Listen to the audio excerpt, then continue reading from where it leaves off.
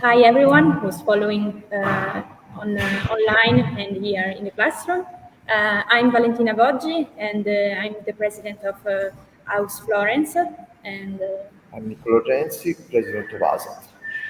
yeah, so we are two association of University of Florence, and we wanted to give our contribution to this dark time we are in.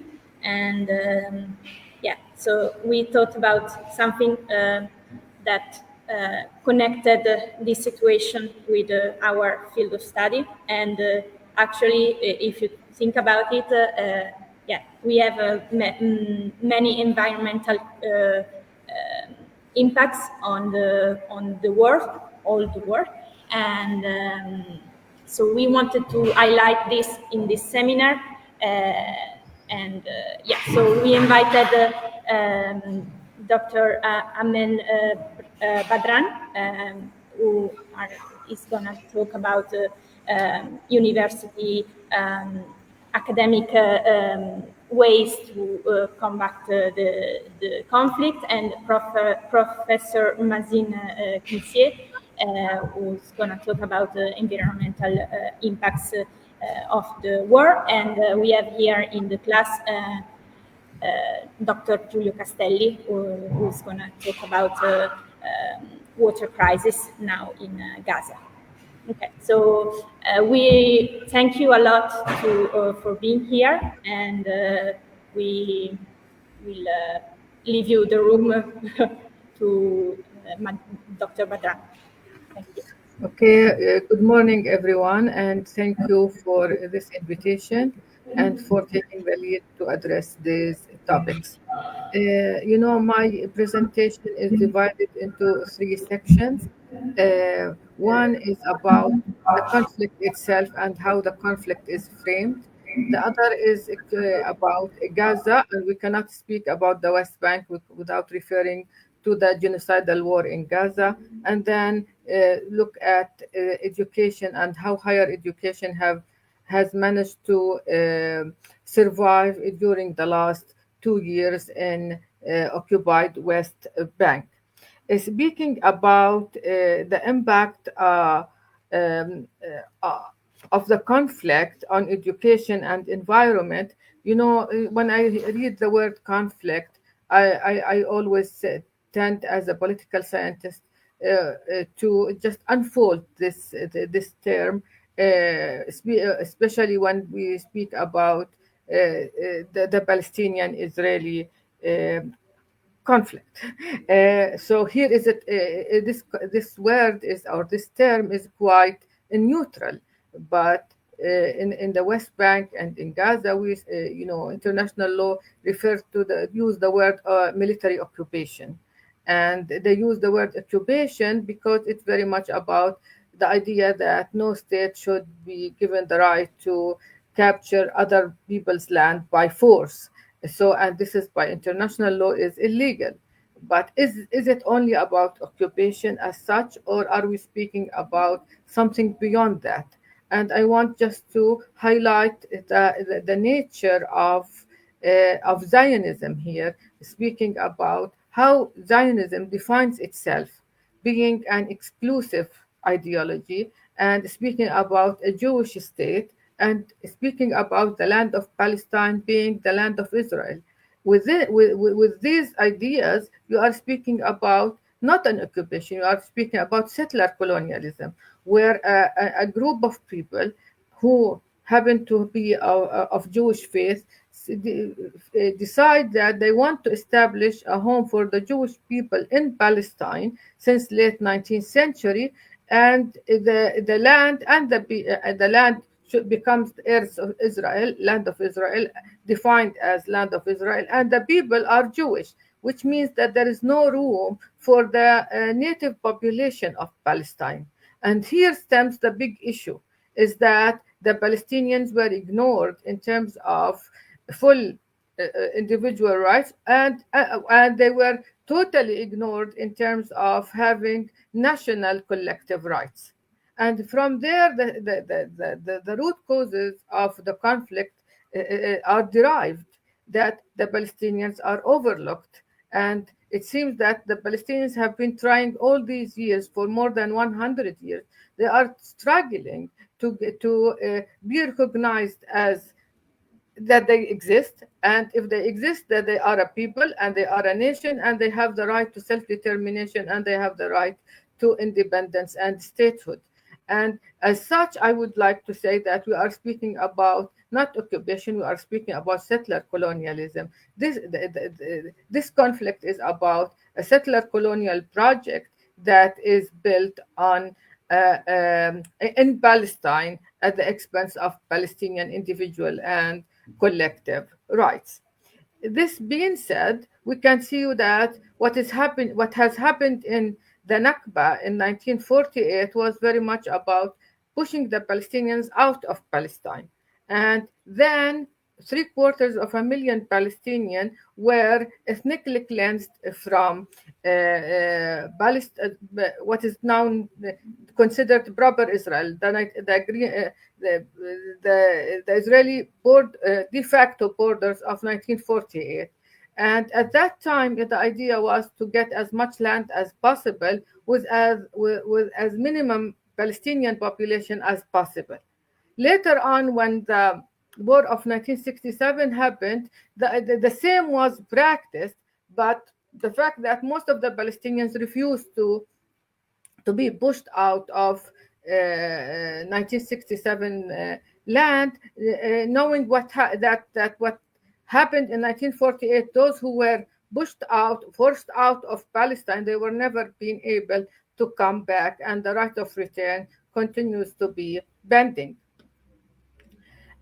Today, what we witnessed after October 7th is that while Israel has reoccupied Gaza Strip, the idea is not only about getting rid of Hamas or getting rid of Palestinian resistance or defending the state of Israel. It goes beyond that. It goes to the basic idea of pushing the Palestinians out of Palestine and what is called transfer. And it is publicly recognized now that the Israeli government adopts what the policy of what is called voluntary transfer, as if it is after 2 years of bombardment of Gaza, pushing people out of it is voluntary. It's at all not voluntary, but it's very much about making Gaza Strip a place that is not suitable for life, for people to live in.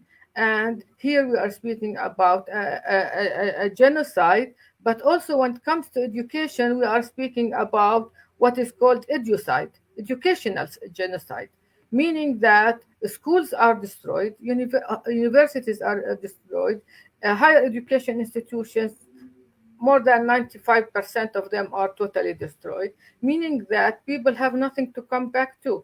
So they don't have homes to come back to, and they don't have infrastructure and services, and they don't have schools or universities to come back to. And this means that this is something, even if people manage to survive and stay in the Gaza Strip, it will take them decades to rebuild the educational sector in the Gaza Strip. And this is why we are speaking about an educide for education in the Gaza Strip. Moving to the third point, which is the main issue that I'm going to address here, is the issue of how educational institutions have been able to survive during the last 2 years since October 7th. Speaking about the West Bank, we need to remember that educational institutions in the West Bank have witnessed a change in terms of their educational environment and in terms of their relations with the Palestinian Authority over the years since Oslo Accords were signed and the Palestinian Authority was established in 1994. Meaning that the student movement after Oslo Accords and the PNA establishment, the Palestinian National Authority establishment, has declined in terms of power and influence, because there has been Palestinian student movement have been very much connected to the Palestinian political factions and parties. But after Oslo, these factions have, to a great extent, been weakened at the expense of the empowerment of the Palestinian Authority itself. Meaning that by time the Palestinian factions weakened, Palestinian student movement weakened, and many of them lost connections with people at the grassroots level. And even universities and the level of their independence have also shrinked, meaning that the Palestinian Authority and its apparatuses managed over time to have more power within campuses rather than giving them more freedom of expression, association, and in terms of expression of students and people opinion about different political and social issues. This also coincides with the fact that the Israeli occupation forces did not stop in terms of making sure that they are in control of student life, meaning that all through Oslo period since 1993, issues of arrests, raids of university campuses, and imprisonments of students continued over the years. So after October 7th operation, we can see that there has been a challenge that the Palestinian community as a whole and the Palestinian universities and the student movements in the university have been in a position where they see a turning point, and they are in a position where they need to take an action. And we can see that the Palestinian Authority chose to neutralize the West Bank during this period, meaning that the Palestinian National Authority felt that if they are going to react in connection to Gaza and what is happening to Gaza, that they will pay a high price for this, and this means that the Israelis might use this as a pretext to exercise certain similar policies and strategies against the population in the West Bank and the PMNH institutions. As such, the PA, or the Palestinian National Authority, chose to neutralize the West Bank in this moment of history. And the Palestinian Ministry of Education said that, bearing in mind how the situation is quite politically volatile, they chose, and there were restrictions on movements everywhere, between villages and cities, between cities and cities, between refugee camps and cities, and so on. So it was quite difficult for people to move, and and there was a huge wave of arrests against activists, whether students or members of different factions throughout the West Bank. So the Palestinian Ministry of Education chose to or announced that education should move to be online, and with this we can avoid that schools and universities will be closed. And this has for a whole year after October 7th, all universities moved to online education. At some point, also they used hybrid education if students were able to come to campuses if they live nearby their universities. But for the first year, mostly it was online education.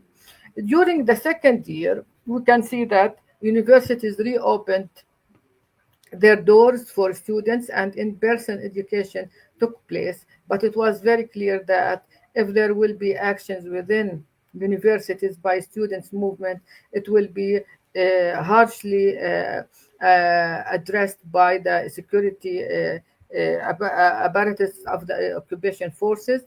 And we witnessed cases where different universities have been raided by Israeli special forces. And I can recall a few months ago at AlQuds University, where I teach, where the students decided to organize a sit-in inside campus in support and in solidarity with Gaza.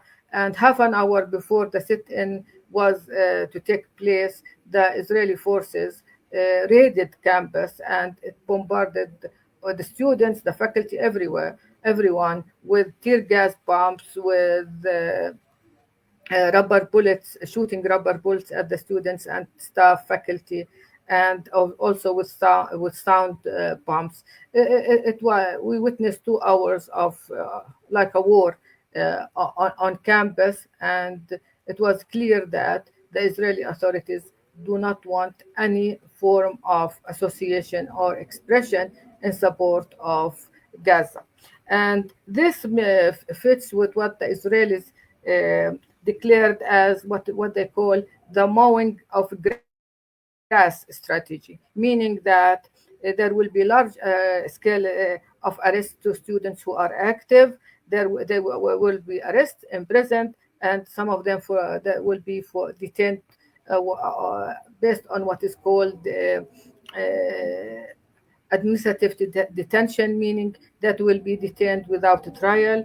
And also at the same time, the students were terrorized, students and youth in particular, throughout the West Bank, making them feel that no one is safe in this emergency situation. And this being said, the idea was to make everyone, including students, feel that they cannot do anything in this during this time of political turmoil, and they can do nothing to help the people in Gaza who are facing a genocide. So this being said, we can, numbers speak about more than 10,000 arrests in the West Bank since October 7th, and a good portion of it are of youth and of university students. Speaking about university administrations, for them it was like if we want to keep universities functioning, we need to move to online education and to curb to try to minimize students' activities in and around universities, and to limit students' activism, saying that we reached a point whereby we are in a situation of war, and we cannot afford closing our campuses as happened in previous intifadas. So the university chose in the first year, as I mentioned, to go to online education. In the second year, it was in person or hybrid. It tried this year to provide venues for Gazan students to be educated online, but the situation in Gaza did not permit this, bearing in mind the fact that people have been displaced from one place to another frequently, and the fact that internet connections are not reliable in Gaza. So this project of providing education to Gazan students in Palestinian universities in the West Bank really did not succeed, even though all universities tries to do that, including AlQuds University. This being said, I can say that while we kept providing education to our students, there is a lot of discussion in universities, including AlQuds Bard College and AlQuds University, about the role of education during war and during genocide in particular. Are we teaching just the same? Is it business as usual? Or if we are in a situation of this, education and the objectives of education, the goals of education should be revisited, and the educational processes and their goals should be revamped. So I say that yes, we managed to continue with our education. Yes, we have internal challenges, and yes, we have a lot of challenges when it comes to policies by the military occupation. But there is a lot that needs to be done in terms of revisiting how we do our education and how we train our students to think about how to utilize their education for steadfastness, for resilience, and not only for finding opportunities outside Palestine, but finding opportunities for education for life in Palestine and for a liberated Palestine. I know that this might look a lot in terms of what needs to be done, and bearing in mind the so-called balance of power, which as a political scientist I can understand in different ways. But education is a key vehicle for empowerment, and we continue to use it and to work on ourselves as educators, and to work with our students on finding ways of liberating our minds, and at the same time keep the national issue as a focal and main issue while we are doing education in different fields of study. With this, I stop, and I will be ready to answer your questions after we finish the presentations. Thank you.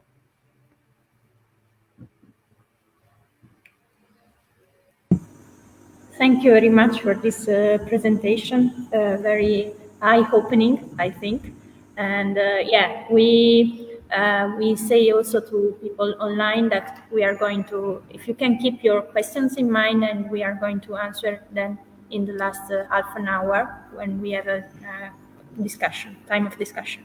Yeah, so I'm gonna ask our professor, Dr. Castelli, if he wants to go on.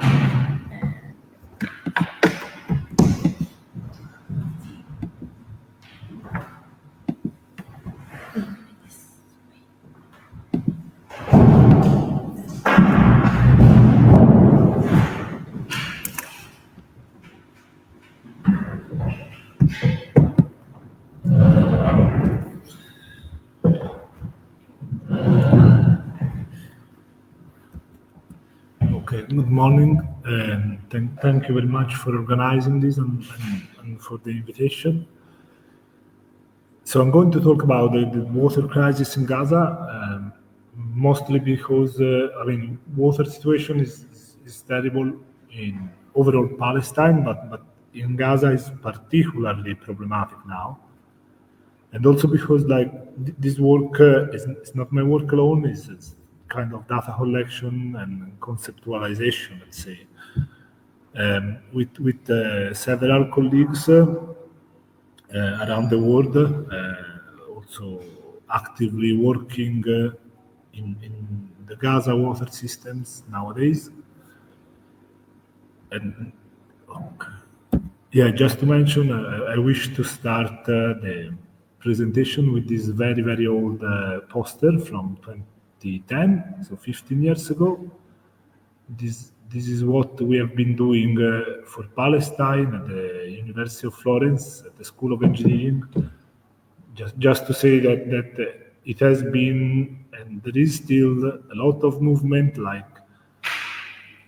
of professionals that were doing activism in the water framework for Palestine, and I encourage all the students to keep doing this, because when we were students, we were doing these kind of projects, and totally as volunteers. So, and this knowledge is still in the University of Florence and in other universities. And also, I've never been to Palestine, so this is only indirect data, but my experience started basically here. So, a little bit of outline of the presentation. I'm going to give quickly some elements of regional and international law related to water and the water system of Palestine and Gaza, and then I will try to describe as the best of my possibilities how the water system in Gaza have been working and the impacts of the conflict and what it is possible now.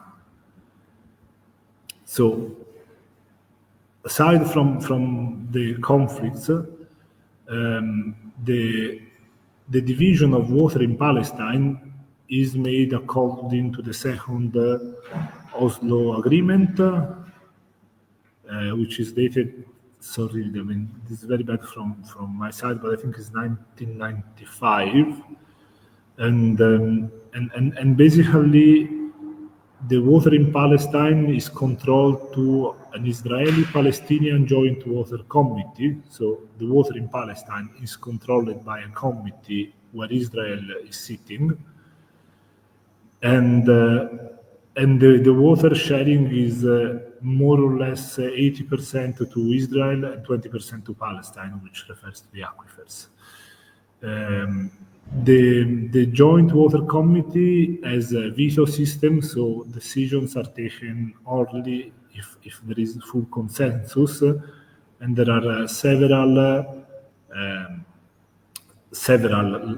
high-level opinions that state that basically this gives to Israel basically full power on any water resources in Palestine, because there is a power asymmetry. Because I mean, it's like Israel is managing the water as they want, and Palestine with a joint committee where there should be consensus.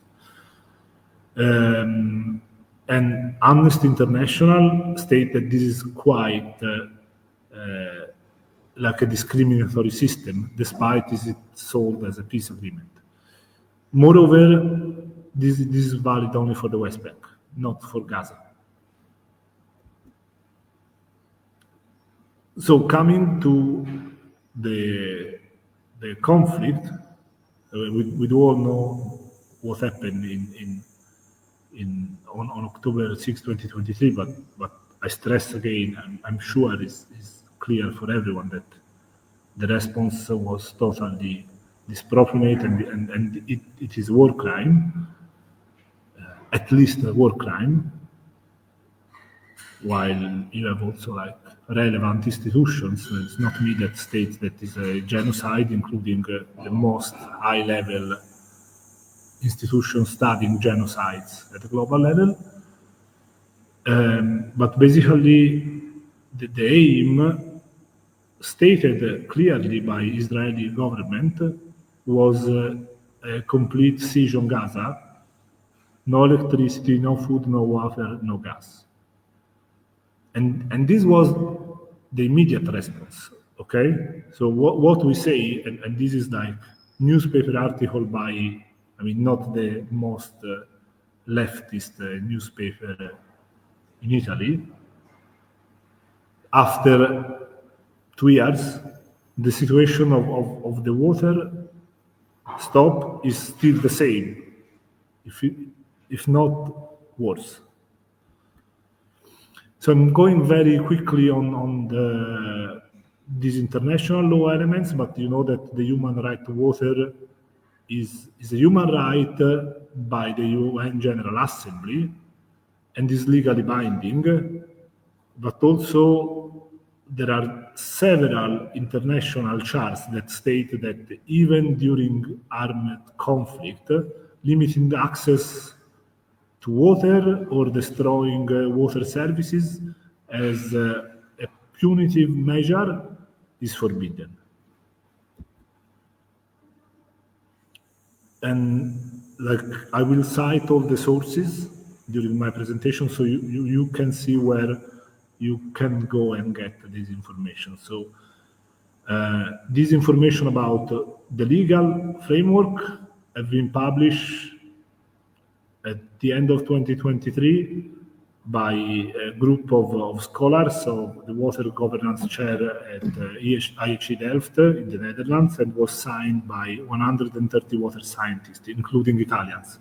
So again, this was an action that was present, and you should know about it, and if you want, there are multiple initiatives like that, and this was like 2 years ago, completely like ignored.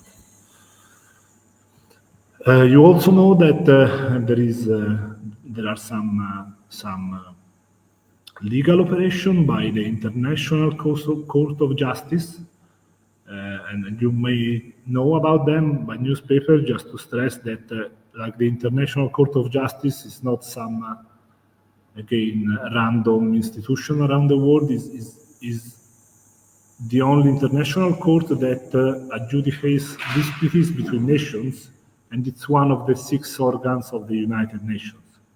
So it's not some like NGO or international institution. Is one organ of the United Nations. So you know that at the beginning of the conflicts, there was caused by South Africa against Israel. That if you go on the website, there are many more updates on that. But the decision of the court, the preliminary decision, because now the decision is ongoing, by the court was, first of all, to consider that, and this is stated by this international court, Gaza had no access to the most basic foodstuff, potable water, electricity, essential medicine, or eating, but also by 16 votes to 1. So this worked like the American High Court, Supreme Court. So there are 17 judges, and decisions are taken by vote. So this was 16 to 1. The state of Israel should have, because they didn't, take immediate and effective measures to enable the provision of urgently needed basic services, including water, for Gaza. And this basically didn't happen, despite like one of the United Nations institution ruled for that. So this was the legal framework. Now let's go in something that I'm more confident.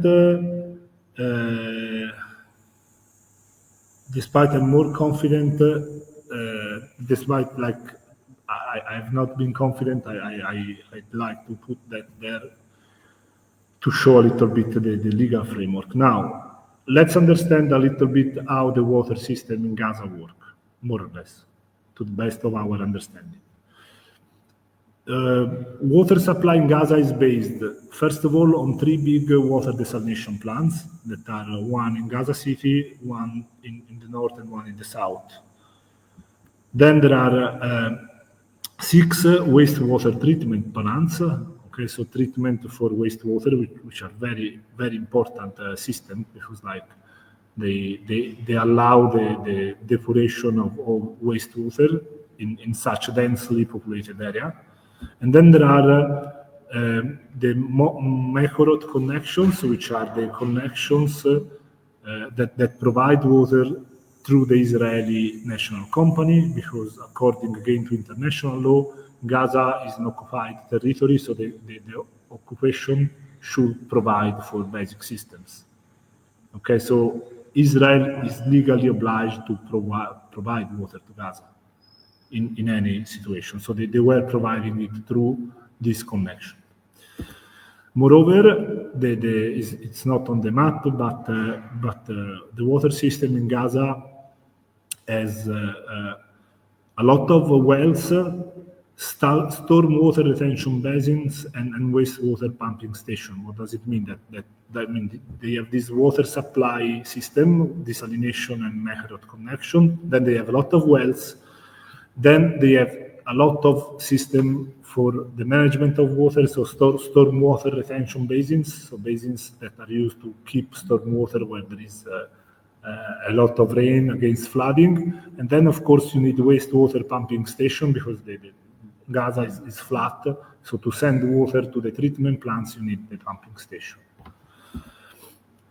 Just a note, so I'm citing several documents that refer to the Gaza Strip, but I will speak about Gaza because Gaza Strip is quite a colonial name. So Gaza is the city and the area. The Gaza Strip is the strip that was created by the colonial occupation. Okay, so that's a little bit how the Gaza system was composed. So I made this preliminary introduction to show like where things are referred to water. Now let's see a little bit the impacts on the conflict. And again, like data sources, it's not my elaboration, it's something that is online from the United Nations Office for the Coordination of Humanitarian Affairs, OCHA, and the Palestinian Central Bureau of Service and Statistics, and the Palestinian water authorities. And then there are also some data about FAO, about agriculture, but of course, like it's impossible to talk about agriculture now. So, like, don't expect that I will speak about irrigation, despite we are at the School of Agriculture, because there is nothing. So the first baseline information is this map that I already show for showing the system, which was a map released at the beginning of the attacks by the Israel Defense Force in October 2023. So the situation at the time was that basically all the population of Gaza was living with less than 6 liters per person per day, when the regular availability should be 100 liters per person per day. At that time, 55% of water supply required reparation and rehabilitation. There was only one desalination plant operating at 5% of its capacity. All the wastewater treatment plants were completely not operational, and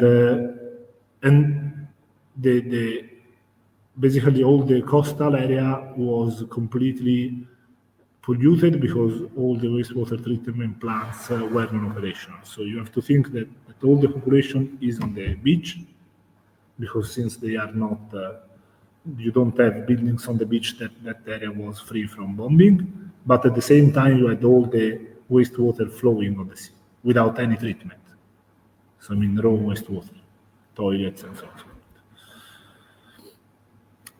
Then there is this report that like is 1 year and a half after, that's quite a nice report made by the Palestinian Central Bureau of Statistics and the Palestinian Water Authority. So this is a report of roughly 4 months ago, that gives quite an advanced snapshot of the situation.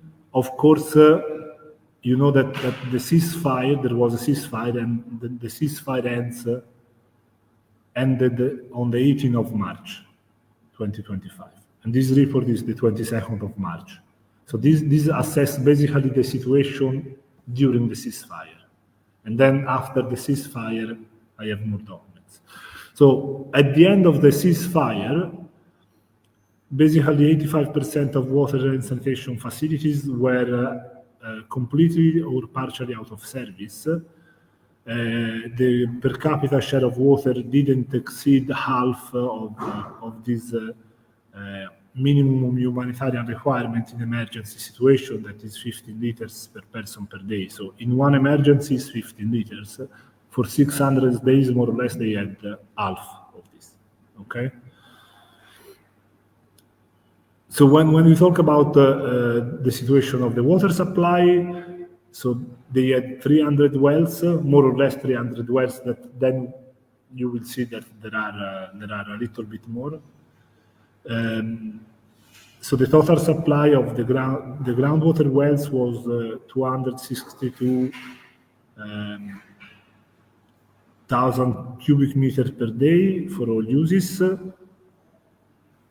But basically, like after the damage and the ceasefire, the amount of water produced from them, it was more or less 1/3.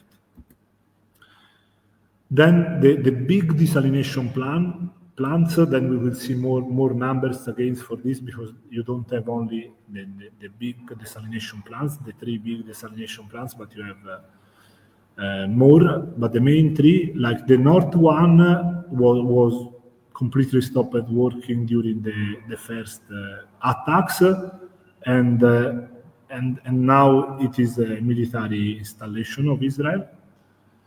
The central was operating at the 30%, even before October 6th, because it was already damaged. And basically is not working anymore. And as I show you at the beginning of the conflict, the southern desalination plant was operating like a very low capability, and then it was restored to 70% during the ceasefire. Then the water supplied by Israel was 52 cubic meters per day. I'm not sure. I think this is 52, not 50,000. Sorry, but basically it was completely shut down, all the connections. Then there were some reparation that brought up basically the water supply to more or less 70% of the functioning. But one thing related to this connection by Israeli water supply is that actually the water networks, so the pipes, have been bombed and are destroyed. So even if the water is arriving, it's arriving at the border. Then there is no water line to deliver water to the houses. And considering all this situation, the report by the Palestinian Central Bureau of Statistics state that there is no reason for talking about agriculture and irrigation now in the Gaza Strip, because they don't even have water for drinking. One thing that was very important is that like the sewage services in the Gaza Strip, so like the sewage, the wastewater treatment, were working very well before the conflict. So the system was working. Now it's not working any longer at all. And this is a very, very huge additional risk for health. Okay, so we are thinking, like mainly here we talk about water supply, but there is also the other part that in such a densely populated area is a huge problem. Now, what happened after the end of the ceasefire was mapped through this portal of the humanitarian situation updates by OSHA. So again, these are all UN data. So these are random data taken by the different updates that are released, I think, once per week. And you see that like mainly the first data is this one. So how many water, sanitation and hygiene facilities are without reach for Palestinian people in Gaza, because either they have been impacted by displacement orders, so they have been like targeted for bombing, or they are in the area of people shouldn't go, or they are directly under the control of IDF. So this was the situation at the 15th of April. At the 21st of May 2025, there was the complete shutdown of one of the big desalination plants, like the northern one that started working again, but it was shut down again. And at this point, the fuel supply was so low that also not only the wastewater system stopped working, but also the collection of waste. Okay, so Gaza has not only a sewage system, has also a collection of waste like we have in Florence. Also that one stopped working. And then these are the data at the 28th of May 2025. So this is a little bit the statistics throughout the months after the end of the ceasefire, how many water sanitation and hygiene facilities they have been out of reach for Palestinian people. Okay, so we started from like average of 55%, we are at an average of 75%. Then I updated the presentation yesterday because on the 18th of June there was the last update, which, as you may expect, is even worse. So at this point, we have the OCHA as a WASH cluster, okay? So as a cluster of experts that is studying only the humanitarian situation updates on the water sector. So this update state that is not 296, it's 297, sorry. So hundreds of water and sanitation facilities are at risk of shutting down. Many groundwater wells have reduced their operating hours, like the one that were working, they are now even reduced.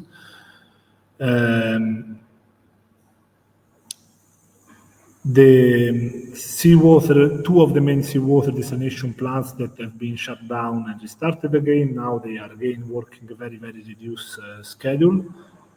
And if you know that there is a fuel blockade now, very severe. So I mean, this is going to impact everything, basically, including the solid waste. Moreover,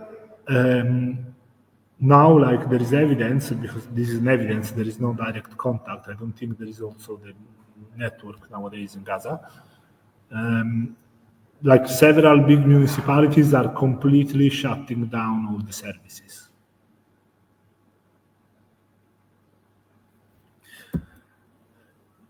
So now something about agriculture, to the extent that I already told you that agriculture is no longer an option, but there was a very nice report issued by FAO, UNITAR and UNOSAT together in April 2025. These are the results. So basically, the damage to cropland is over 75% everywhere.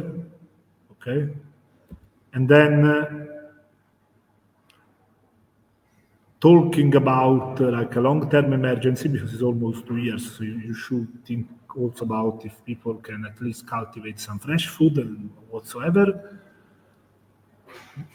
Only the 4.6% of cropland area in Gaza is available for cultivation. 81% of the total cropland area is damaged. 78% is still not accessible. And like in part of the area, they are totally not acceptable, these cropland areas. Now, to make the situation worse, there is also an hygienic concern, because, like, again, it's affecting everywhere, this situation. So there are some sectors of the population that are very, very stressed, and these are children between 6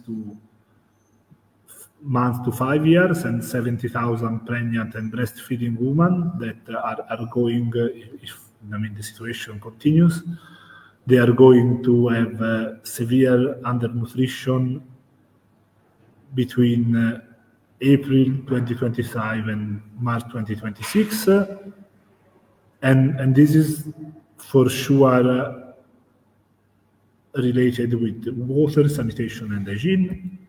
But there are also, like, think about girls and women in menstruating age, which are over 700,000. They lack any like safe access to toilets. So despite like there are of course a lot of like health diseases, urinary tract infections, and there are evidence that like coping strategies for this situation is even to not to eat, because they don't want to go to the toilet while they are having menstruation because of the lack of hygiene. So when they are having their period, they are not eating.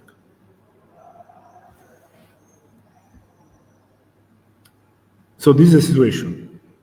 What to do now? So basically, I mean, as I try to stress, these are all international data that can be analyzed by professionals, and as professionals, we have a voice. So there is a lot of space for doing international pressure with this data.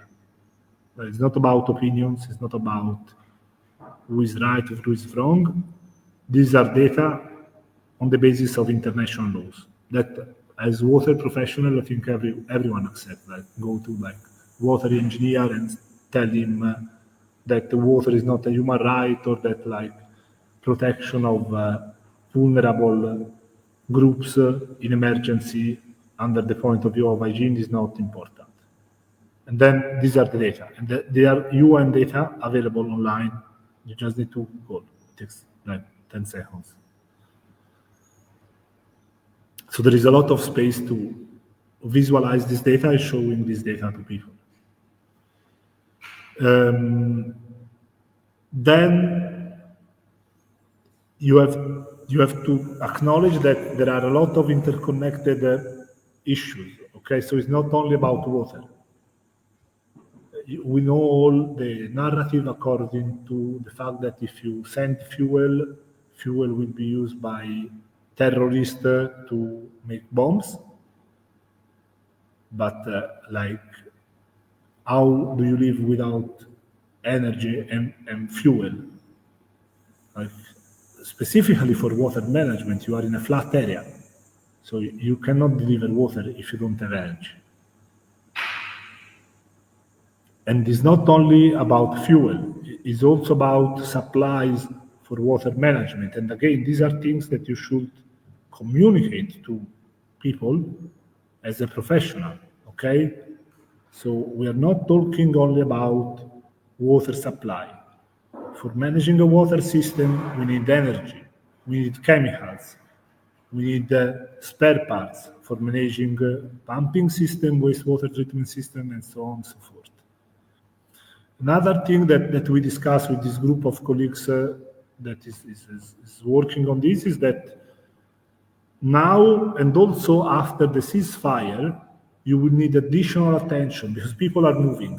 Okay, so I mean, we have seen how the system of Gaza was structured, but that's the system for the old setting. Now, like, millions of people are moving from the north of the area to the south of the area according to the response of Israeli military operation, and this will probably continue after the ceasefire. So people would like to go back at their houses, but maybe their houses there will be in a destroyed part of Gaza, so they will resettle in another area. And again, like these fluxes, they are like a giant bubble that is moving in a very small place, creating a lot of stress on the water system. So this is something to be taken into account. And then, of course, hygiene. Okay, so like, I personally, like, I see on the newspaper all this stress on potable waters and so on. I think the figures on hygiene are even worse. Other important points, we have access to all this data, to all this evidence very easily through international organizations. Like OSHA is doing the work for you. Every week they state a bulletin, and in the bulletin you just search for water information and you find everything. You don't even need to do the maths for seeing how many structures are damaged because they are doing it for you. Another information is that there is no need of development in Gaza. Okay, there are engineers, they are better than us because they have been running the system through this situation.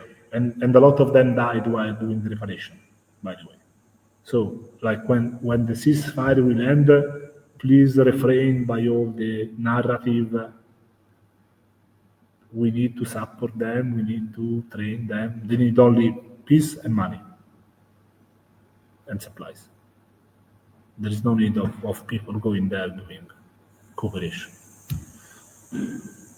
And as a matter of fact, before October 7th, Gaza, the wastewater system was operating very, very well. Okay, so the only system that could have managed themselves, if they had fuel, was working fine. So what you can do besides making international pressures with this data?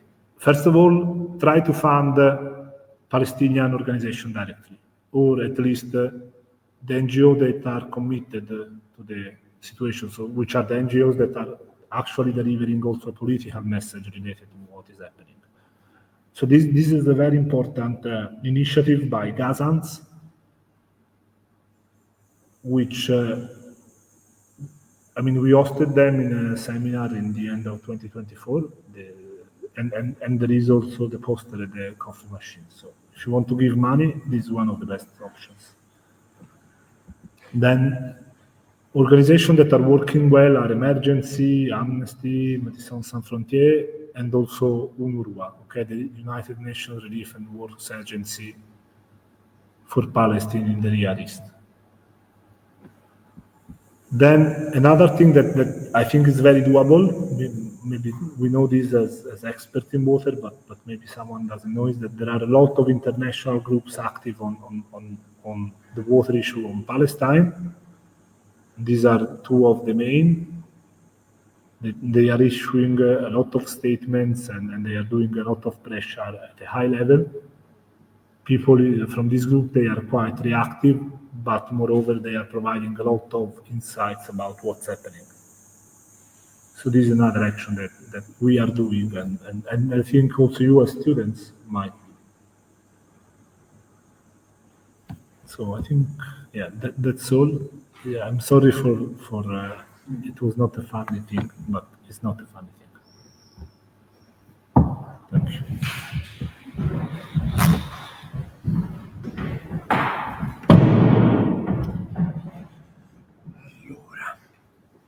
Thank you, Giulio. And as before, let's leave the question at the end for some discussion, even from home. If you want to write it down in the chat, then we will go through it at the end. And now we will leave the floor to Prof. Mazin Qumsiyeh.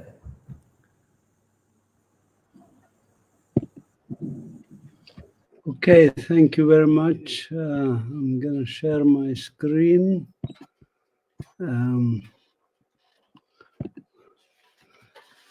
So I'll try to be brief and go over some of these slides fairly quickly. As you know, the area we are talking about is Palestine. And I say, because my background is medical genetics, also it's important to take a bit of patient demographics and then take symptoms and then make the right diagnosis so that you can arrive at the therapy and can give your patient prognosis or what's likely to happen. You can follow the same for human diseases as for social issues and environmental issues. So why is Palestine? What is Palestine? Palestine is this bottleneck geographic area between Africa and Eurasia. Even birds migrate annually, as humans did, by the way. Humans migrated out of Africa to the rest of the world through Palestine. Palestine is also geographically and geologically and in many other ways unique because it has, for example, the lowest point on Earth. It has high mountains. It has mild climates in most parts. And so it became part of what's called the Fertile Crescent, where humans first developed agriculture. And of course, you know, to look at the patient more immediate history, That's the long-term history of thousands of years. Agriculture was developed 12,000 years ago. So that's really the age of the beginning of settled communities and civilizations. In those 12,000 years, Palestine has been relatively peaceful, and there was rich biodiversity, biological diversity, but also human diversity. The more recent history, which can be traced to the Zionist project in Palestine, which is a project we have to remind ourselves is a project of ethnic cleansing, a project of genocide. That's what Zionism is. The idea is to take a country that's multi-ethnic, multicultural, multi-religious, and even multilingual, more than 44 languages spoken before 1948 in Palestine. Take such a pluralistic country and make it the Jewish state of Israel with one language, one culture, one religion. This entailed ethnic cleansing, destruction of over 530 Palestinian villages and towns, and slowly shrinking Palestine into these ghettos, Bantustans. The map on the top actually was first drawn by my son when he was 13 years old in 1998, the shrinking map of Palestine, because he saw the map that existed for the US and what happened to the United States, what became known as the United States, as the Europeans obliterated and ethnically cleansed and genocided the local people. This leads us to diagnosis called displacement settler colonialism, just like it was in North America, just like it was in Australia. Displacement settler colonialism is a fairly common human phenomena, and this phenomenon entails effects on people and effects on nature. For example, in North America, 3 to 5 million buffaloes were killed during the process of colonization, and rivers were changed, and forests were destroyed, and so on. The same can be said about Australia. So destruction of the local is not mean just the local people, killing of people, but destruction in every level that we can think of. I'm going to skip a few slides. But, destruction of people now is very well described. There are over 400,000 Palestinians who have been killed since 1948, probably more than that, but at least 400,000, at least, perhaps 1 million injured and 1 million detained. Today, there are 8.5 million Palestinians who are refugees or displaced people. This is known effect on humans. What is less known is the subject of this seminar, which is like what Amneh and what Giulio mentioned, discussed very eloquently, issues that are not so well documented and so well described at least in the public sphere, and certainly not in the Western discourse or Western media. For example, the environment. I will talk about ecocide. Ecocide is a term that means destruction of the environment. There's now even conventions started and discussions globally about formalizing these conventions about ecocide. Ecocide, destruction of the environment. And ecocide could come from many things, including climate change and habitat destruction, and of course, settler colonialism, etc. These things are actually interlinked because settler colonialism, which is the diagnosis in our case, is intricately linked to the causes of the others, climate change, for example. It has to do with the fact that all of these phenomenon, destructive threats, are related to human greed and rampant capitalism. When Israel was created, destroyed millions of local indigenous trees, wild trees and domestic trees. There was variety of trees, agro-biodiversity if you want. And they planted pine trees, European pine trees that are fairly only one monoculture. And these trees are subject to fires. So we see fires like this in West Jerusalem. Even this fire in West Jerusalem exposed the terraces that you can see the Palestinian village that was there, that was destroyed and now is an Israeli settlement. The Palestinians have cultivated these terraces for thousands of years. The destruction of our environment is rapid and meticulous and methodical. This is Jabal Abu Ghnaim right next to me here. I'm speaking to you from Bethlehem, birthplace of Jesus. This was the only forested area between Bethlehem and Jerusalem, and it was obliterated in 1997 by none other than the government of Benjamin Netanyahu, who's now the longest serving prime minister of the Zionist state. The destruction of our environment continues. There was diversion. Giulio spoke about water issues, but this started a long time ago, actually, under the British rule in 1920s. I should say British Zionist rule, because the ruler was Herbert Samuel, a Zionist Jew. They started to think about how to destroy our natural resources, divert them. For example, Jordan River was diverted from Lake Tiberias to the west. This resulted in drying up of the Jordan River basin. It used to flow at 1,350 million cubic meters per year. Now it's 20 million cubic meters per year. Barely a stream in the southern part of it, devastating the ecosystem for both humans and for plants and animals.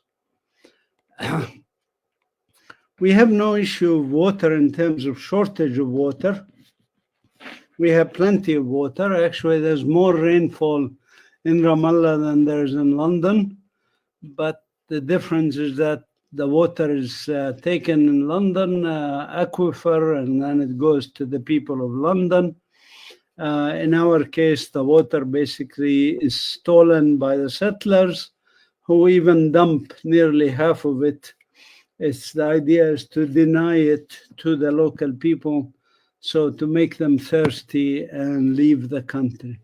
Same with other natural resources like the gas fields off of Gaza. In fact, this is why there's a blockade on Gaza for decades now. That's why there's starvation in Gaza and extermination campaign in Gaza. Has to do with these greeds for natural resources. Has nothing to do with violence of Hamas or anything else. So we do some studies on these things and their impact on the environment. For example, from this is one of our publications. This is a figure from one of our publications about the environmental impact of the first year of the accelerated genocide on Gaza. And on the map on the right, you see month by month the destruction of tree cover in Gaza, and started in the north and stretched to the south. And the graph on the left illustrates this. Again, this for the first year, and of course it's been now 20-some months, 21 months almost. So the damage is much more now than before. And we just submitted another paper that talks about habitats and wild plants destruction in Gaza.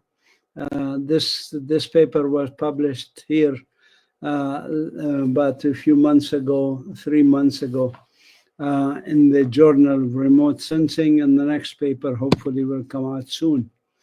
This is destruction of greenhouses in Gaza. Every dot is a greenhouse. And again, month by month, you can see what happened. I must add also that war is obviously a climate change issue. Actually, Israel used in bombing Gaza just for the jets bombing Gaza. And now, of course, jets are bombing Iran, Israeli jets, Israeli and American jets, of course, bombing Iran. The use of the jet fuel in the past 21 months of this accelerated genocide has produced more greenhouse gases just from the fuel alone, from the airplanes flying over Gaza and Lebanon and so forth. From these, they produced more greenhouse gases than Italy produced in the same period of time from all its sources, including cooking and cars and everything else. So there's impact on human health, of course, an impact on destruction of religion. You can say there's a medicide destruction of the healthcare systems. You can say there's a cultural genocide, destruction of museums and mosques and churches. As mentioned by Amneh, also there's a scholasticide. Our museum also published a paper on the scholasticide in Gaza, destruction of the university systems in Gaza. There's a veriticide, so scholasticide or educide, but there's a veriticide, destruction of the truth. Over 230 Palestinian journalists were killed, actually, so far. And this is more than what was killed during the First World War, the Second World War, and all the subsequent wars in the past 100 years since those great wars. This is a picture that I like because I'm from Bethlehem, as you know, Mother Mary and baby Jesus. And the picture on the right is a woman in Gaza with her child, and that in front of her destroyed house. So if you want to imagine what Jesus would really look like, he would look like that child on the right or the child on the left that was killed also. Now, in 3 or 5 minutes, I want to just tell you that not all is bad and gloom. There's a lot of people doing good work, sustainability and environmental protection work. There's over 30 Palestinian NGOs that work on the environment. There's academic centers like ours, the Palestine Institute for Biodiversity and Sustainability, which I and my wife and some other volunteers started. And we continue to volunteer here full-time. I'm a full-time volunteer 7 days a week, 15 hours a day. I don't get salaries. So this institute works for sustainable human and natural communities to ensure that we have, protect our cultural and natural heritage. We have various sections within this institute, including a Museum of Natural History, a Botanic and Eco Garden, a Biodiversity Center, environmental impact assessment like the ones we did in Gaza. 5 papers we published on Gaza just in the past 20 months. This is the facility here. This is our work with children. Every week we have children here. We have, activities regularly, field activities, although now our field work has come to a halt because Israel locked us up in our ghetto, so we're not allowed to leave the Bethlehem ghetto, if you want, or concentration camp. We do research on animals and plants. We work with children of all backgrounds, including these children with special needs, handicapped children. Here you can see connecting them to nature, doing things by hand like recycling, touching, feeling, learning. This is what we do at our institute. We also try to bridge science policy practice gaps, and we worked on a science-based reformulation of our protected area network. We produced a national report for the Convention of Biological Diversity and the National Biodiversity Strategy and Action Plan, and a database of the environmental impact of Israeli colonization. This is our animal rehabilitation. We have various activities. We even have a group called Palestine Action for the Planet. This is part of Extinction Rebellion, working on issues like climate change. We work with women to empower them and ensure that they can make their own products and sell them. We have a community garden, and we have an eco garden. We produce some of our own food sovereignty. We have a seed bank also. Here's some children also helping us pick olives. Community garden, even children come from the refugee camps to grow foods here. We've had volunteers from 47 countries, including local volunteers, of course. We had over 600 of them, and they provide more than 80% of our labor. So you're welcome to come and volunteer with us. This is just some of what the volunteers are doing or have done, including cooking together and eating together. We love to eat. And we do research. We have a new museum now we're working on. You can help us actually today and tomorrow, and today and Monday. We are going to be moving all of our current exhibition to this new museum. This is our website, and palestinenature.org, and you can email me at info@palestinenature.org. So please check us out. Go on our Facebook page to see our activities and what we are doing. And I do invite you to come to Palestine. We have actually fairly good environment here. We provide room and board for volunteers. We had volunteers also from Italy and elsewhere. So you're welcome to come join us. Thank you very much. This is me being arrested a few times, but that's a while ago.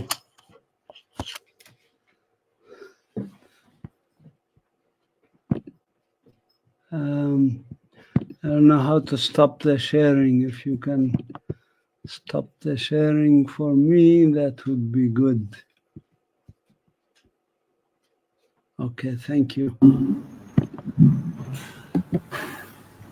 Okay. So thank you a lot. I think we can start with questions. Mm-hmm. I don't know if someone has a Facebook can read the question if they are, and go on if you want. No questions? I can start if you want. I have a question for Dr. Badran. It was very interesting, the concept of ecocide. So I wanted to ask you if you think that ecocide is made intentionally by Israeli army to to block all form of expressions and knowledge, because we know knowledge is power, and so I wanted to know if it was intentional, in your opinion, from Israeli people. Yes. Yes. Amneh, go ahead. Amneh, go ahead. Yeah, it is intentional, 100% intentional. You know, the educational sector in Gaza, mainly during the last 2 decades, it faced a lot of challenges. One of them is de-development, meaning that whenever a round of war happens, the higher education institutions are targeted. And in many cases, a number of university campuses were destroyed, like Al-Azhar, Islamiyah, Al-Aqsa. All of these universities were destroyed a few times.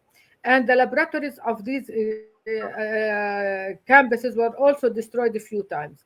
And the idea was also not to allow connections with other universities and not to allow students to come from Gaza to West Bank, not to allow international professors to these universities to come in. And with that there was a process of making it difficult for these campuses and universities to develop their curriculum, their education, to open the sphere for enriching different opinions from different parts of the world to be involved with and to contribute to education in Gaza. So they were cut off, and there was a process of de-development. However, after the genocide started, you witnessed another form or an advanced form of de-development or even destruction when we say that we speak about spatial cleansing, meaning destroy everything in front of you. And from the first days of the war, after October 7th, we can see that the university headquarters, laboratories, and all facilities have been destroyed one by one. So it's as if there's nothing to be left from them. And with this, you can see that when I speak about eduside, I'm speaking about the fact that you are creating a vacuum. You are creating a space whereby, in order to rebuild it and in order to equip it and to create the infrastructure, and to bring back faculty, staff, and students, you need a decade or two to do so. And we need not to forget, it's not only the buildings, laboratories, and the infrastructures were destroyed, but also there were targeted assassinations to key scholars in the universities in Gaza Strip. Presidents, deans, people with expertise in certain fields were killed, even with their families. So it was very much, it was targeted. Here we speak about eduside, a genocide against education. That is what was, and it was systematic, and it was quite intentional. Okay, thank you. And thank you so much, Doctor. To keep on this talk, I would like to stress a little bit that you talk that now, in fact, you are trying to keep maybe a minimum level of the education, to move to online activities. But my main question is, how is possible to keep it online, and how is the situation in Signal, and if the students have their access to internet and to keep on these educational activities? And yes, can you give us more information to what's happening right now to keep a minimum level of education in this war and genocide situation? Yeah, what I can say, I can defer to the experience I witnessed at AlQuds University. You know, last year, 2004, sometime like in March and May and April, we started to try to find a way whereby we can provide online education to students, university students in Gaza. We tried, and not only AlQuds University, Biodiversity, Bethlehem, and others. The idea was, if the students can, we can make the online facility from our side. But that because people kept displaced from one place to another, the internet connection is not reliable. Only students who managed to get out of Gaza, Gazans who are in Cairo, were able to connect with us and to finish their courses. But those inside Gaza, there were very few who managed to finish even one course. And as such, this year we didn't try to do it. We said once the war is, or a ceasefire, a permanent ceasefire is achieved, we can go back to our plans and we can provide online education for some time until there will be enough infrastructure rebuilt so to allow students to study in Gaza. But at the moment, it's quite difficult, and we can see that most people are squeezed in something like 20% of Gaza, and Gaza is already a very small piece of area. So, this being said, I think it's as if the whole educational process at both the undergrad and the postgrad level, it's unless there will be a ceasefire and people go back to their places, even though they are destroyed, I think it's very difficult or even almost impossible to run an educational process in these conditions.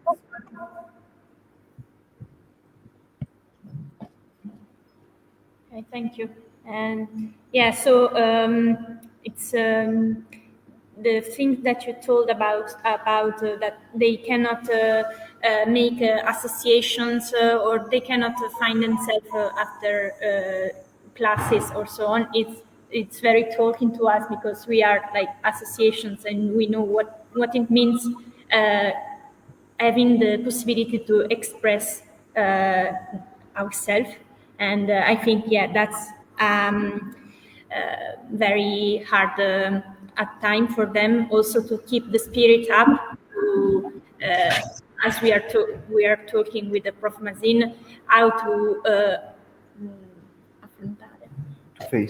face this problem and to start to build again their land and so on. So I think it's also their communities. Yeah, their communities. Their yeah. So I think it's a very interesting point that you brought to us today. So thank you. If I can add one point, when we started the process of providing online education, we were surprised with the number of students who applied. It was a huge number of students Gazan students who applied to join our courses. However, the conditions on the ground did not allow them to continue. So they are eager to continue their studies. They're quite resilient, but they couldn't because of the conditions they live in. Yeah. Okay. Do we have any questions from any questions online? There are something on the chat because we can see it from here. And I saw it and there isn't. Okay. But I have other questions. For Professor Mazin, I wanted to ask you why is Israeli population, when they colonized this part of the Palestine, yeah, why they started to plant cut trees like come si dice alloctoni. Local tree species. Yeah, local tree species to plant pine trees. What was the objective? Well, what's the objective of all colonizers? They come from a foreign country, usually Europe. Europe is the source of most colonization on Earth. As you know that, they colonize the whole Earth, basically, the Europeans. The European mentality of colonization is very simple. You go to a country, you are going to invade this country and make it what? What's the object? The object is to make it look like Europe, to make it similar to what you left behind. Hence, you even use names like New York and New London and name, New England or Brisbane or some other names that are Europeanized names. That's in terms of naming new cities and towns where they settle. But you also want the landscape to look European. You don't want the landscape to remain, for example, Australian. original landscape of Australia. So many Europeans, British in that case, when they went to Australia, they planted European trees. Many of them in that environment turned out to be invasive species. They brought foxes so that they can have their fox hunts, if you want. That's what they are used to. So the same thing here. You have a landscape that doesn't look European at all. Obviously, we're not European. We are from Western Asia. So to make the landscape look European, certainly why not pine trees? Now, I don't want to mislead you. Pine trees, actually, there are pine trees in Palestine, original pine trees, but those are small in numbers, and they were not a monoculture. What the Europeans did is they destroyed all the polyculture of our trees and planted pine trees. For one thing is to give the look, the European look, if you want. The second is as a scam, basically, because pine trees are easy to grow. So you can milk the European Jews and American Jews and tell them, I'm planting trees, I'm making the desert bloom, which is obviously a lie, since this was never a desert. This is part of the Fertile Crescent. As I said, that's where humans first developed agriculture. That's where we first domesticated plants and animals, plants like wheat, barley, lentils, chickpeas, olives, and animals like goats, things like that. So this is a fertile country. So to destroy this and plant pine trees, you have to package it as saying you are making the area green, if you want, and you sell that to collect money. So the Jewish National Fund, established in 1901, used this trick, basically, because it's easy to donate $100 or £1,000 to plant trees in Palestine than to say, give me money for weapons. So they got the money. 98% of it went for weapons. That's what colonizers do. They need the money for weapons because you cannot colonize a country nicely. I cannot come, let's say, to your house and land in Italy and say, hey, beautiful house, would you please kindly move away so that I can make it mine? It doesn't happen this way. The only way you can colonize a country is by violence, and violence needs money and weapons. So this was a trick to collect money and weapons. The third reason they use these pine trees is they grow fast and they shed some leaves that are acidic, that don't allow much else to grow underneath them. So it ensures destruction of biological diversity and the potentiality of growing other trees in there. These are the three reasons. One could add the fourth reason that Benjamin Netanyahu, the current Prime Minister of Israel, keeps reminding us of, which is what the supposed Hebrews did to the indigenous people, Canaanitic people called Amalekites. In the Bible, it says Amalika or Amalekite.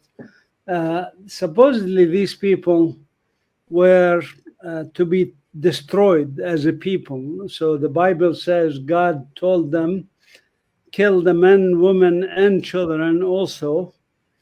Don't leave any human being alive, but also destroy their trees and everything they built, because you don't want to leave anything that reminds you of them. This is an important point. You don't want to leave anything that reminds you of those people. That's why they are destroying also palm trees and olive trees and others in Gaza as we speak, actually, the remaining ones. They don't want anything to remind them that there was a people in there, Palestinian people. As to why they didn't plant original local trees afterwards, Actually, a friend of mine, he died since then, name is Heinrich Mendelssohn, was professor at Tel Aviv University. Old man, I met him in the 1970s. And he showed me letters written in Hebrew to the Prime Minister of Israel in the 1950s, asking that same question. He says, okay, we're destroying their trees, but why do we have to plant only one kind of tree? Why couldn't we plant different kinds of trees, including indigenous trees? And he never got an answer. But the answer, as I told you, the explanation is clear. That if you plant a diversity of trees and you create the original landscape of Palestine, then it will still remind you that there were people here. After all, the olive tree that you use in Italy and elsewhere was first domesticated by my ancestors, Amneh's ancestor. And by the way, probably also your ancestors, because as I said, the human population spread through Palestine to the rest of the world. So those are our ancestors, the Canaanitic people who domesticated the wild olive tree, which still exists, by the way. Wild olive trees are still found in the Galilee and Lebanon. That's the area they came from, where we domesticated them. So these are the reasons, and we need to educate people about this. Israel is one of the worst states, I don't call it a country, the worst regimes in the world in terms of environmentalism. They destroyed far more trees than they ever planted. They destroyed far more species than any other country that I know of, habitats, everything else.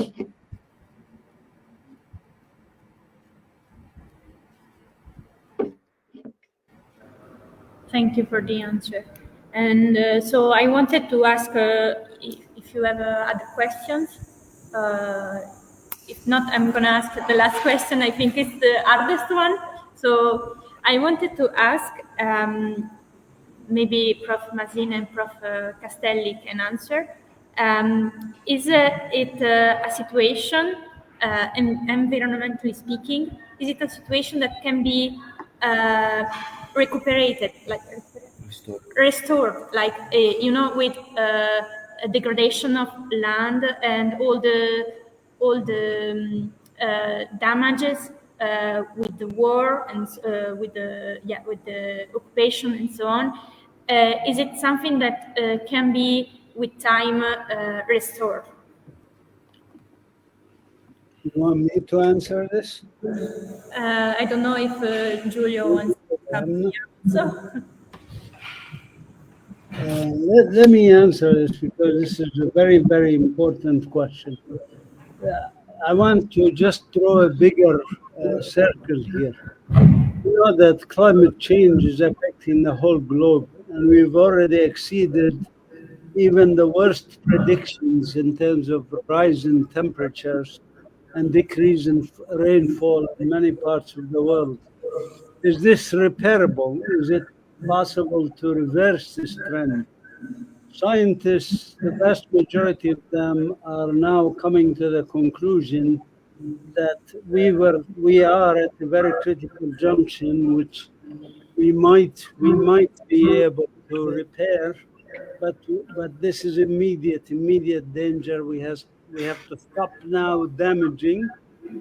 We have to stop using fossil fuels, and we have to immediately engage in large-scale forestation and carbon fixing strategies. This is what scientists tell us about global climate change.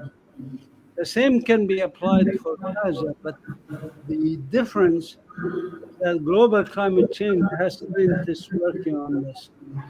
Gaza, to my knowledge, I can count on one hand, maybe two hands, the number of scientists who are actually looking at soil remediation, at reclamation, things like that related to Gaza and Lebanon. By the way, I have 2 colleagues in Lebanon that are working on these issues of soil and reclamation, possibility of reclamation, including water, and Giulio can probably also speak to that. But water issues, for example, if you ask me, the water aquifer in Gaza is now not usable as it is. Is it possible to reclaim it?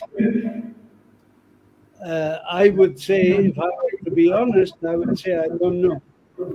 The science is not there. We don't have enough data. We don't have enough resources to do the data, and we don't have access to do the collection of data that's needed to really give a certain answer. But one could guess, and one could give what's called an educated guess, to say that if it is possible to replenish the water aquifer in Gaza, it will take about 20 to 30 years with drastic changes involved to reclaim it, if it is possible. Soil, I could say it would take 5 to 10 years. Again, educated, yes, not a scientific based on data. We are now collecting data. I actually have colleagues in Gaza who collected soil samples, but we can't get them out of Gaza. There's people in Italy who are to do tests on them, but we don't have ways of getting them out of Gaza. So there's a lot done in terms of research to answer that question, and there's a lot to be done on the ground to test and soil remediation, for example. Let's say soil has heavy depleted uranium and heavy organics and heavy metals. What do you do to reclaim it? What kind of plants should you plant first few years to absorb these chemicals? And then you discard these plants and you plant again and so on. This all requires a lot of research. We are very interested in this kind of research. If any of the audience is interested, please write to me to get you involved in this kind of research. Would love to get you involved. Me? Okay, yeah. I mean, I think Mazin knows the thing better than me, so I will try just to make some small additions. So regarding the water, yes, like groundwater has this problem. We don't know to which extent it's compromised, and also it was basically polluted with saline water on purpose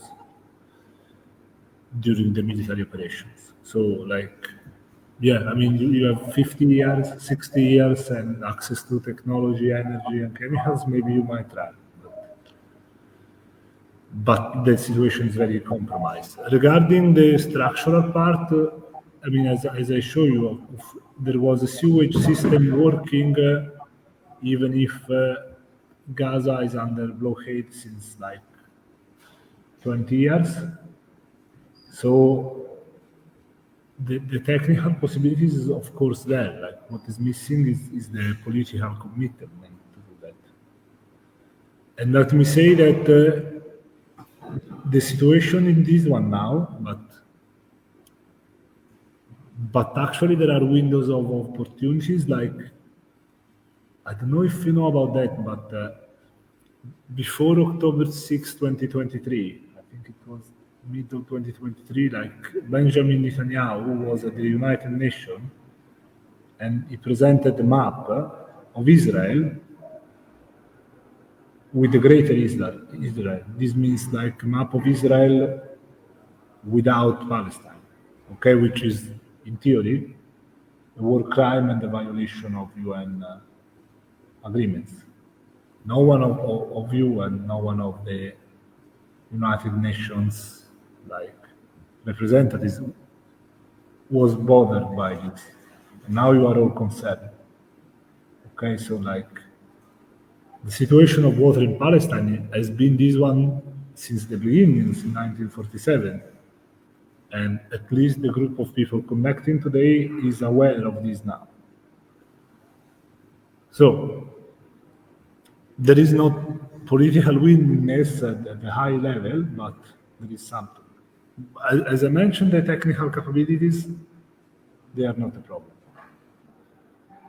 Regarding the environmental issue, that will be difficult to be assessed unless if the current situation continues, like the current situation before the war. I mean, Israel is occupying these territories and pursuing these policies against international rules. So you cannot have a real land development with this situation. So if you are like an association of forestry students or tropical and subtropical experts, that's the situation. And you should acknowledge that all the technical problems, if someone is presenting you these problems as technical problems only, is basically mocking you. Okay, there is always, especially in this situation, there is always a political trigger. So I'm not sure this answer, but that's my vision. I think there is. They told me by WhatsApp that there was another question on Facebook chat, but I can't really see it. There, no, but there is apparently there is another one. But, no, ce n'è un altro della destra. Non si vede, o si legge a voce.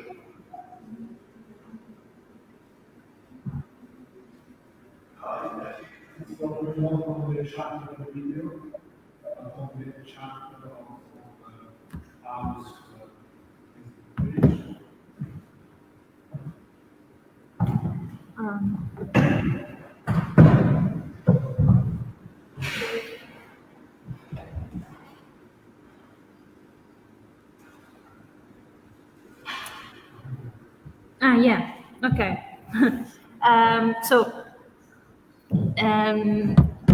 I'll read it. I have $1 million question. We heard about all these international laws violation, denying water supplies, denying education, breaking military regulation, war crime. How is this possible that no institution take action against Israel?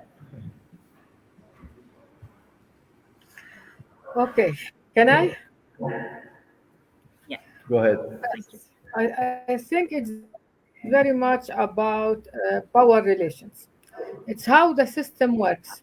You know, if you speak about the United Nations, in the United Nations there are legal institutions and there are political institutions. And in the political institutions, I mainly speak about the Security Council. In the Security Council, you have 5 major powers, and these major powers decide on issues that has to do with global affairs. You know, today we still have a system whereby the United States is still the main superpower in the international system. It's true that there are other powers that are rising, like China, Russia, and India, and others. But still, the international system is led by the U.S. as a monopolar system, as a unipolar system.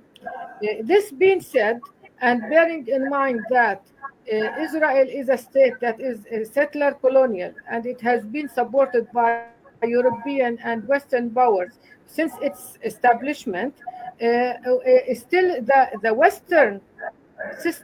Western powers are still allied and behind the state of Israel, despite all the violations of international law and all violations of human rights. And this is why there's also always a talk about the double standards. You know, double standards mostly happen when we address violations of Israel to international law and to Palestinian rights. But in other parts of the world, there are compromises made here and there, and settlements can be reached. However, with the state of Israel, the issues take another route of where the huge support it received from powers like the US, Britain, UK, Germany, and France. And these major powers still stand behind the state of Israel. Also, we need to remember it's not only about international system, but it's also about the power of the Zionist movement and making it itself quite powerful within the circles of decision making in different capitals of the world, especially Western capitals. So being able to influence processes of decision making, also this gave power to the state of Israel and leverage for it in enhancing its policies of expansion and violations of international law. Unless there will be a change in the power or a shift in the power at the international system, I think, and also a shift at the regional and the local levels, I think it will be very difficult to stop Israel from doing what it is doing right now.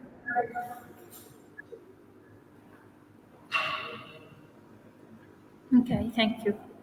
So if we don't have any more questions, I think we can close it. Yes. Yeah.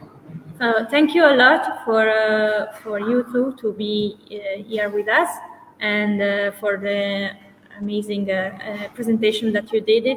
It's very eye-opening, as I said already, but it's really something to reflect on. It's important to keep high attention because now it seems that attention now is moved to Iran, and it seems that the Gaza situation is no more issue because the problem of our media is that since the news is fresh, everybody's on it, and then there is another news. The past situation is already soon forgot. So it's important to keep high focus on the Gaza situation, and as you said, the most, despite the death, the most suffering is for one who are left. So there are problems, we say, of genocide, we have problems of ecocide, the problem of edocide. So there is a 360 degrees issue and violation that we have to keep present to us and to everybody. And so, thank you so much for your time and for your contribution and your presentations. Thank you. Goodbye.